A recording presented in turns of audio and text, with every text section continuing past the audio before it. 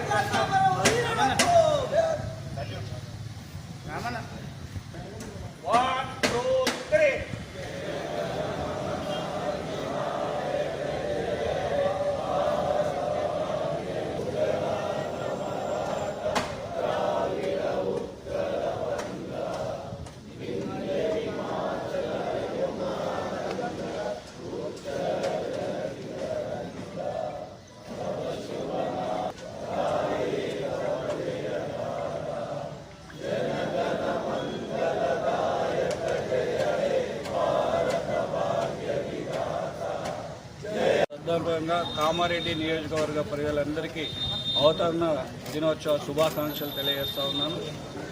కొట్లాడి తెచ్చిన తెలంగాణ కేసీఆర్ గారి నాయకత్వంలో ప్రజలు కూడా 2 సార్లు కేసీఆర్ గారి మీద విశ్వాసం ఉంచి 9.5 ఏళ్ళు అధికారం చేతికిస్తే దేశంలోనే బ్రహ్మాండమైనటువంటి పేదల సంక్షేమం, అభివృద్ధిని చేసి నెంబర్ 1 తెలంగాణ ఇండియాలోనే తీర్చిదిద్దినటువంటి నాయకుడు మన కేసీఆర్ గారు.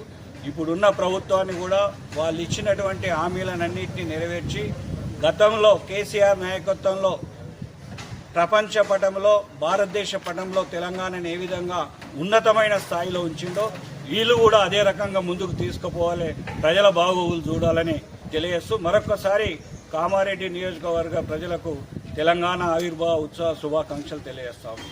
జై కేసీఆర్, జై తెలంగాణ, అమర జోహార్ తెలంగాణ అమరవీరులకు, జోహార్ తెలంగాణ అమరవీరులకు, జై తెలంగాణ.